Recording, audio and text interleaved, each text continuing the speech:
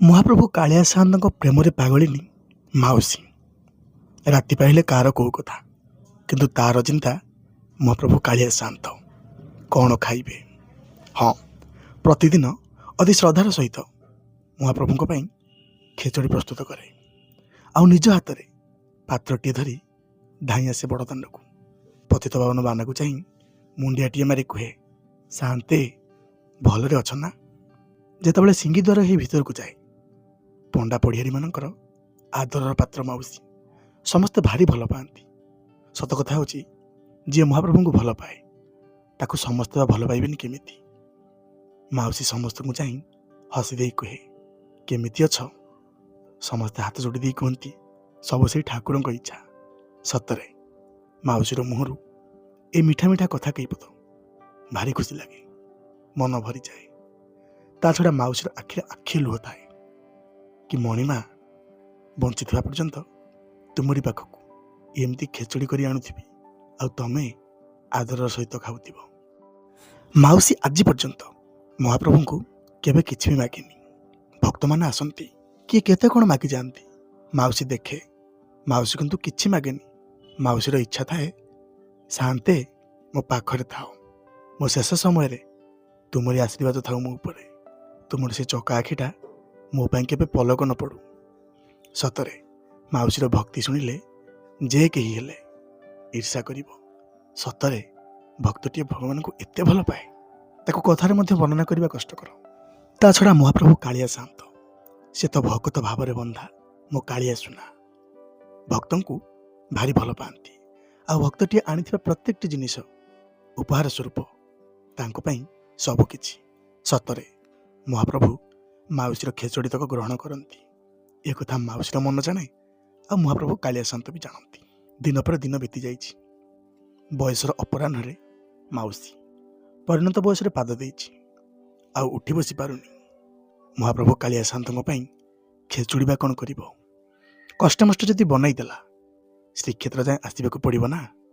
ମନ ଭାରି ଦୁଃଖ ହେଲା। ଯେତେବେଳେ ଆଉ ଚାଲି ବସି ନ ପାରିଛି, ମନରେ ଅଭିମାନଟି ଆସିଛି ମାଉସୀର। କାଳିଆରେ, ସତରେ ତୁ କେଡ଼େ କପଟିଆ, ଏମିତି ବୟସ କାହିଁକି ଦଉ? ତୋତେ ଭଲ ପାଇବାର ଭାବ ଯେତେବେଳେ ବଢ଼ିଯାଏ, ଘରେ ପଡ଼ିଯାଏ ନା। ଆଉ ଚାଲି ବସି ପାରୁନି, ତୋତେ ଦେଖିବା ପାଇଁ ଭାରି ଇଚ୍ଛା ହେଉଛି। ଜାଣିଛୁ, ତୋତେ ଖେଚୁଡ଼ି ଟିକେ ଖୁଆଇ ଦେବା ପାଇଁ ଏ ମନ ବଳେଇଛି, ହେଲେ ଏ ରୋଗ ବ୍ୟାଧି ମୋତେ ମାଡ଼ି ବସିଛି ରେ, ଆଉ ମୁଁ ଯାଇପାରୁନି। ଏତକ କହି ମାଉସୀ ବୋହୁ ବୋହୁ ହୋଇ କାନ୍ଦିଛି। ମହାପ୍ରଭୁ କାଳିଆ ସାଆନ୍ତ, ସେ ବା କେମିତି ସହନ୍ତେ?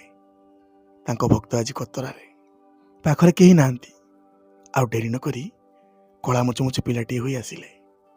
ମାଉସୀ ଯେତେବେଳେ ସକାଳୁ ସକାଳୁ ଖେଚଡ଼ି ତିଆରି କରିଛି, ମା ମା କହି ଚାଲି ଆସିଲେ, ଆଉ କହିଲେ, ମା ଖେଚଡ଼ି ଖାଇବି। ପିଲାଟି ମୁହଁରୁ ଏମିତିକା କଥା ଶୁଣି ମାଉସୀ ଭାରି ଖୁସି ହେଇଗଲା। ସତରେ ମୋ କାଳିଆ ଆସିଛି, ପୁଣି ଖେଚୁଡ଼ି ଖାଇବ। ହଉ, ଏଇଠି ବସ୍, ମୁଁ ତୋ ପାଇଁ ଖେଚୁଡ଼ି କରୁଛି। ଠାକୁର ଅପେକ୍ଷା କରନ୍ତି ସେଇଠି ବସିକି, ଆଉ ମାଉସୀ ନିଜ ହାତରେ ଖେଚୁଡ଼ି କରେ। ସତ କଥା ହେଉଛି, ସେ ଖେଚୁଡ଼ିରେ କ'ଣ ପଡ଼ିଥାଏ କ'ଣ ନ ପଡ଼ିଥାଏ ସେଥିରେ କିଛି ବି ଯାଏ ଆସେ ନାହିଁ, କିନ୍ତୁ ମାଉସୀର ଭାରି ଶ୍ରଦ୍ଧା ଥାଏ। ହଳଦୀ ପଡ଼ୁ କି ନ ପଡ଼ୁ, ଲୁଣ ଟିକେ ପଡ଼ୁ କି ନ ପଡ଼ୁ, ମାଉସୀ ଶୀଘ୍ର ଶୀଘ୍ର ଖେଚୁଡ଼ି ବନେଇ ଦିଏ। ସେତେବେଳକୁ ରାତି ବୋଧେ ପାହି ନଥାଏ ସମ୍ପୂର୍ଣ୍ଣ ଭାବରେ। ଠାକୁର ଖେଚୁଡ଼ି ଖାଇବାକୁ ବସନ୍ତି, ଆଉ ମାଉସୀ ଶୀତଳ କରି ଟିକେ ଟିକେ ଖେଚୁଡ଼ି ବି ଖୁଆଇ ଦିଏ। ଭାରି ଆନନ୍ଦ ଲାଗେ। ସତରେ ଯେମିତି ସରଗ ସୁଖ। ସରଗର ଖୁସିଟା ଯେମିତି ହାତ ପାହାନ୍ତାରେ ଅଛି, ତାକୁ କେବଳ ସାଉଁଟି ପାଇଲେ ହେଲା। ବୁଢ଼ୀ ମାଉସୀର ମନରେ ଏମିତିକା ଆନନ୍ଦ ଦେଖି ଛୋଟ ପିଲାଟି ମଧ୍ୟ ଭାରି ଖୁସି ହେଇଯାଏ। ଶେଷରେ ଖେଚୁଡ଼ି ଖାଇସାରି ମୁହଁ ଧୋଇ ଦିଏ ମାଉସୀ, ଆଉ ତାର ସେଇ ପଣ ତକାନିରେ ମୁହଁ ମଧ୍ୟ ପୋଛି ଦିଏ। ଗଲାବେଳେ ପିଲାଟି କୁହେ, କାଲିକି ପୁଣି ଆସିବି, ମୋ ପାଇଁ ଖେଚୁଡ଼ି କରିବୁ ତ? ମାଉସୀ ହସି ଦେଇ କୁହେ, ହଁ ରେ ଧନ, କାଲି ମୁଁ ସଅଳ ଉଠିବି, ଆଉ ତୋ ପାଇଁ ଖେଚୁଡ଼ି କରିବି। ଏଇ କେଇ ମୁହୂର୍ତ୍ତର ଭାବ ବିହଳିର ସୂତାଖିଅଟି ଛିଣ୍ଡିଯାଏ।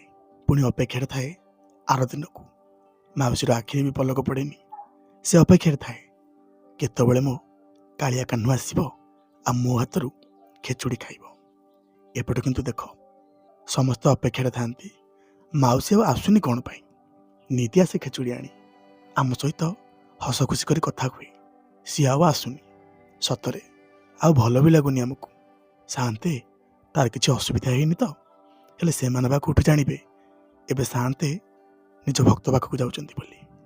କାହିଁକି କେଜାଣି? ଦିନେ ଗୋସେଇଁ ଯାଇ ପହଞ୍ଚିଲେ ସେଇ ମାଉସୀ ଘରେ। ମାଉସୀକୁ ଯେତେବେଳେ ପଚାରନ୍ତି, ମାଉସୀ ହସି ଦେଇ କହିଲା, ନାଇଁରେ ବାପା, ମୋର କାହିଁ କ'ଣ ହବ? ମୋ କାଳିଆ ମୋ ପାଖକୁ ଏବେ ଆସୁଛି। ମୁଁ ତ ଆଉ ଚାଲି ବସି ପାରୁନି, ଖେଚୁଡ଼ି ବି ବନଉଛି। ଅଭିମାନ କରିଥିଲି, ଯାହା ହଉ ମୋ କଥା ରଖିଲା, ନିତି ମୋ ପାଖକୁ ଆସୁଛି।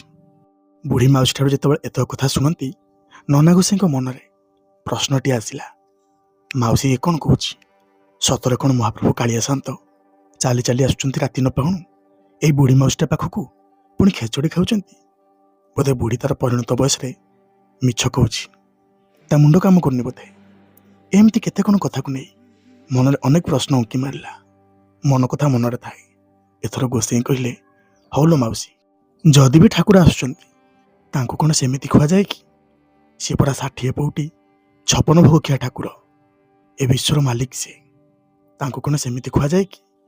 ଭଲସେ ସ୍ନାନ କରିବୁ, ତାଙ୍କ ପାଇଁ ଫୁଲ ଆଣିବୁ, ଆଉ ସବୁତକ ଜିନିଷ ଅତି ଯତ୍ନର ସହିତ ଧୋଇଦେବୁ, ତାଙ୍କୁ ଟିକେ ପୂଜା କରିବୁ, ତାପରେ ରୋଷେଇ କରି ତାଙ୍କୁ ଖୁଆଇଦେବୁ। ଗୋସେଇଁ ତ ଏତକ କଥା କହିଗଲେ। ସତ କଥା ହେଉଛି ବୁଢ଼ୀର ମନରେ କିଛି ବି ପଶିଲାନି। ମହାପ୍ରଭୁ କାଳିଆ ସାନ୍ତଙ୍କୁ ସେ ଏତେ ଭଲ ପାଏ ଯେ ଗୋସେଇଁ ଯାହା କହିଲେ ତା ମନକୁ କିଛି ବି ଛୁଇଁଲେନି। ତଥାପି ଗୋସେଇଁ ବାରୁ ବାରୁ କି ବୁଝେଇକି କହିଲେ। ବୁଢ଼ୀ ଟିକେ ଚମକି ପଡ଼ିଲା। ଆହା, କେଡ଼େ ଭୁଲ କରୁଥିଲି ମୁଁ। ମୋ କାଳିଆକୁ କେତେ ଅବହେଳା କରିଛି ମୁଁ। କେଉଁଦିନ ଗାଧେଇଥାଏ କି ନ ଗାଧେଇଥାଏ ତାହା ବି ମନ ନାହିଁ ମୋର। ଯେଉଁଥିରେ ନାହିଁ ସେଇଥିରେ ରୋଷେଇ କରିଦିଏ, ଖେଚଡ଼ି ବନାଇ ଦିଏ ଯେ କେଉଁଥିରେ କ'ଣ ପଡ଼ିଲେ ପଡ଼ିଲା, ନହେଲେ ନାହିଁ। ସତରେ କେଡ଼େ ଅବହେଳା କରିଛି। ଠାକୁରେ କ୍ଷମା କରିଦେବ ମୋତେ। ଏଥର ବୁଢ଼ୀର ଭାବଟା କାଳିଆରୁ ଠାକୁରରେ ପରିବର୍ତ୍ତନ ହେଲା। ମନେ ମନେ ସ୍ଥିର କଲା ବୁଢ଼ୀ, କାଲି ମୁଁ ରାତି ପାହାନ୍ତାରେ ଉଠିବି, ଗୋସେଇଁ ମୋତେ ଯେମିତି କହିଛନ୍ତି ସେମିତି ହିଁ ସବୁ ସାରିବି, ଆଉ ମୁଁ କାଳିଆ ଚୁନାକୁ ଆଦରର ସହିତ ଖୁଆଇଦେବି। ଏଣିକି ଆଉ ଅବହେଳିତ ହେବନି ମୋ କାଳିଆ। ଏଇ କଥା ମନରେ ଭାବି ବୁଢ଼ୀ ଲାଗି ପଡ଼ିଲା ତାରି କାମରେ। ଏପଟେ ମହାପ୍ରଭୁ କାଳିଆ ସାନ୍ତ ବି ସବୁଦିନ ପରିକା ଛୋଟ ପିଲାଟି ହୋଇ ଚାଲି ଆସିଲେ ବୁଢ଼ୀ ମାଉସୀର ଘରକୁ। ହେଲେ ଏ କ'ଣ, ସେତେବେଳକୁ ବୁଢ଼ୀର ତ କାମଧନ୍ଦା ସରି ନଥାଏ, ଠାକୁରଙ୍କୁ ପୂଜା କରିବା ସରି ନଥାଏ। ଠାକୁରଙ୍କ ପାଇଁ ଖେଚଡ଼ି ବା କୋଉଠି କରିବ? କାଳିଆ ସୁନାକୁ ଦେଖି ବୁଢ଼ୀ ସାଙ୍ଗେ ସାଙ୍ଗେ ଧାଇଁ ଆସିଲା ତା ପାଖକୁ, ଆଉ କହିଲା, ଏଇଠି ଟିକେ ଅପେକ୍ଷା କର, ମୁଁ ସାଙ୍ଗେ ସାଙ୍ଗେ କାମ ସାରେ ତୋ ପାଇଁ ଖେଚଡ଼ି କରୁଛି। ପିଲାଟି ସେମିତି ବସି ରହିଲା, ଆଉ ବୁଢ଼ୀ ମାଉସୀ ତାର କାମଧନ୍ଦା ସାରି ଖେଚୁଡ଼ି ବି କଲା। ସେତେବେଳକୁ କିନ୍ତୁ ରାତି ପାହି ଆସୁଥାଏ। କୁଆକୁଲିର ରାବ ବି ଶୁଭୁଥାଏ। ଠାକୁର ଏପଟରେ ଚଳଚଞ୍ଚଳ ହେଲେଣି ଶ୍ରୀମନ୍ଦିରକୁ ବାହୁଡ଼ିବା ପାଇଁ। ସେପଟେ ତାଙ୍କୁ ଅନେକ ଭକ୍ତ ଅପେକ୍ଷା କରି ରହିଥିବେ। ଆଉ ଡେରି ନ କରି ବୁଢ଼ୀ ମାଉସୀ ଯେତେବେଳେ ଆଣି ଖେଚଡ଼ି ଧୋଇ ଦେଇଛି, ତାତୁଥାଏ। ଖେଚଡ଼ି ତାତିକି ବାମ୍ଫ ବାହାରୁଥାଏ। ଆଉ ଡେରି ନ କରି ଠାକୁର ବି ସେଇ ବାମ୍ଫ ବାହାରୁଥିବା ଖେଚୁଡ଼ିକୁ ଖାଇନେଲେ। ବୁଢ଼ୀ ମାଉସୀ କହୁଥାଏ, ଆରେ ରହ, ଏତେ ତରତର କ'ଣ ପାଇଁ ଯେ? ମୁଁ ଟିକେ ଶୀତଳ କରିଦିଏ। କିଛି ବି ଶୁଣିଲେନି ସେଦିନ। ତରତର ହୋଇ ଖାଇଦେଇ ଆଉ ମୁହଁ ଧୋଇଛନ୍ତି କି ନାହିଁ ବାହୁଡ଼ି ଗଲେ ବଡ଼ ଦେଉଳକୁ। ବୁଢ଼ୀ ମାଉସୀଟା ସେମିତି ଚାହିଁ ରହିଥାଏ। ଭଲା କଥା ହେଲା, ସବୁତକ ଖାଇଲୁନି କିଆଁ ଯେ? ଭାରି ଦୁଃଖ ଲାଗିଲା। କୋଉଠି କିଛି ଭୁଲ କରିଦେଲେ କି? ବୋହ ବୋହି କାନ୍ଦିଲା ମଧ୍ୟ ମାଉସୀ। ଏପଟେ ଯେତେବେଳେ ବଡ଼ ପଣ୍ଡା ଆସି ମହାପ୍ରଭୁଙ୍କର ଦ୍ୱାର ଖୋଲନ୍ତି, ମହାପ୍ରଭୁଙ୍କୁ ଚାହିଁ ଦେଖନ୍ତି, ଆରେ ଏ କ'ଣ? ଠାକୁରଙ୍କ ମୁହଁରେ ଖେଚଡ଼ି ଲାଗିଛି, ପୁଣି ସେଥିରୁ ବାମ୍ଫ ବାହାରୁଛି। ଗୋସେଇଁ ଆଉ ଅପେକ୍ଷା ନ କରି ଯେତେବେଳେ ଠାକୁରଙ୍କ ମୁହଁକୁ ଛୁଇଁ ଖେଚଡ଼ି ଟିକେ ଧରନ୍ତି, ନିଜର ହାତ ବି ଜଳିଗଲା ପରି ଲାଗିଲା।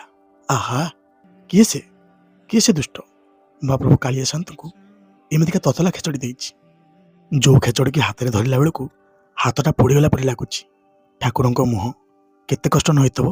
ସାନ୍ତେ ଏମିତିକା ଦୁଷ୍ଟତା କିଏ କରିଛି?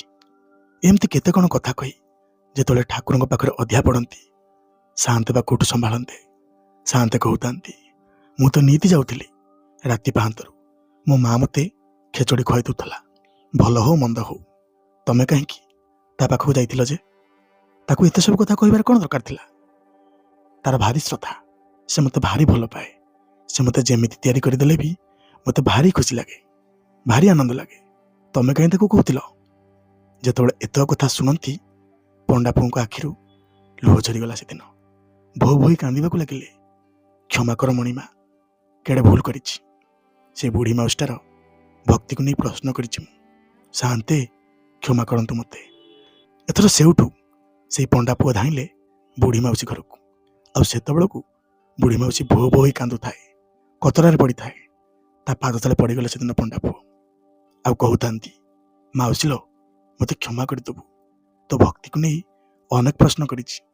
ସତରେ ତୋ ମନ ଯେମିତି ତୋ ପ୍ରଭୁ ବି ସେମିତି। ପଣ୍ଡା ପୁଅଙ୍କର ଏମିତିକା ଭାବ ଦେଖି ବୁଢ଼ୀ ମାଉସୀଟା ବି ଭାବବିହଳିତ ହୋଇଗଲା। ହାତ ଯୋଡ଼ି ଦେଇ କହିଲା, ମୋ କାଳିଆ ସୁନା, ସତରେ କେତେ ଭଲ ପାଉ ମୋତେ। ସେଇଦିନଠାରୁ ସେଇ ବୁଢ଼ୀ ମାଉସୀର ଭକ୍ତିକୁ ନେଇ କେବେ କେହି ପ୍ରଶ୍ନ କରିନାହାନ୍ତି। ଆଜି ସେଇ ବୁଢ଼ୀ ମାଉସୀ ନାହିଁ ସତ, କିନ୍ତୁ କଥାଟିଏ ରହିଯାଇଛି। ହଁ ଆଜ୍ଞା, ଭକ୍ତର ଭକ୍ତି ହେଉଛି ସମୁଦ୍ର ପରିକା। ସେ ଭଗବାନଙ୍କୁ କେତେ ଭଲ ପାଏ, କେତେ ଶ୍ରଦ୍ଧା କରେ, କେତେ ପ୍ରେମ କରେ, ତାହା କେବଳ ସେ ହିଁ ଜାଣେ, ଆଉ ତାର ଭଗବାନ ଜାଣନ୍ତି। ତାକୁ ନେଇ ପ୍ରଶ୍ନ କରିବା ସବୁଠାରୁ ବଡ଼ ଭୁଲ। ଛୋଟ କାହାଣୀଟିଏ। ଯଦି ଆପଣମାନଙ୍କୁ ଭଲ ଲାଗିଥାଏ ଜଣାଇବେ ନିଶ୍ଚୟ। ଯଦି କଥା ଛଳରେ ସେମାନେ ମଧ୍ୟ ତ୍ରୁଟି ଥାଏ ମୋର, କ୍ଷମା କରିବାକୁ ଅନୁରୋଧ। ମହାପ୍ରଭୁଙ୍କ କୃପାରୁ ସମସ୍ତେ ଭଲରେ ଥାନ୍ତୁ, ସମସ୍ତେ ଖୁସିରେ ଥାନ୍ତୁ। ଜୟ ଶ୍ରୀ ଜଗନ୍ନାଥ।